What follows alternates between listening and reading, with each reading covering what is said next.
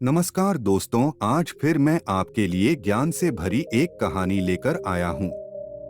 ये कहानी है गौतम बुद्ध और एक दुखी भिखारी के बीच की बुद्ध मोरल स्टोरी, जिससे जीवन का बहुत अच्छा ज्ञान मिलता है। एक बार महात्मा बुद्ध एक गांव में अपने शिष्यों सहित घने पेड़ की छांव के नीचे बैठ थे। आसपास के गांवों से अभी कुछ देर पहले तो ये लोग दुखी मन से मुंह लटकाए उन महात्मा के पास गए थे, और अब इतना खुश होकर कैसे वापस लौट रहे हैं।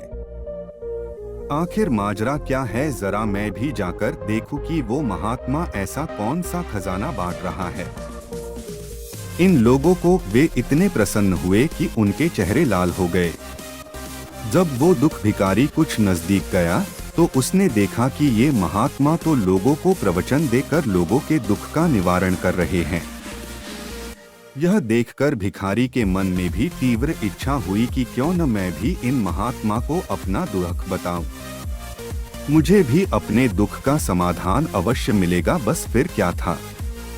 समाधान पाने की लालसा लिए भिखारी महात्मा बुद्ध के सामने पहुंचा और हाथ जोड़कर प्रणाम करते हुए बोला, हे महात्मा बुद्ध, मैं भी लोगों की मदद करना चाहता हूँ।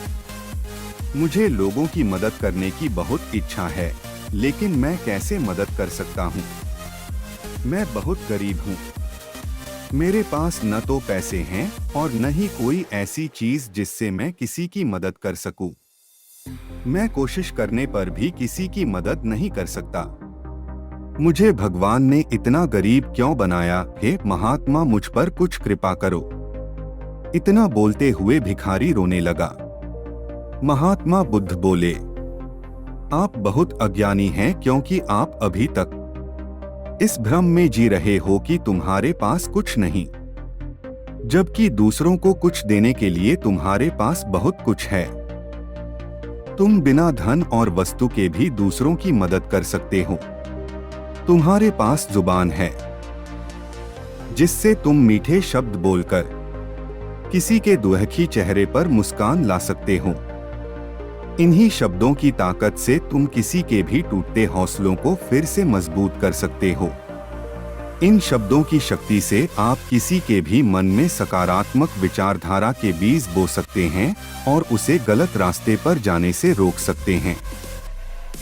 तुम्हारे दो हाथों से किसी भी कमजोर या लाचार व्यक्ति की सहायता कर सकते हो। किसी की मदद करने के लिए धन और वस्तु का होना अनिवार्य नहीं है।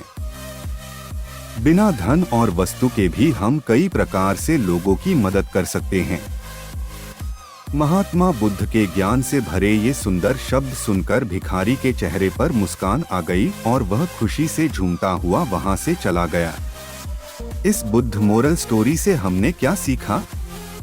दोस्तों, महात्मा बुद्ध की इन बातों से बहुत कुछ सीखा गया।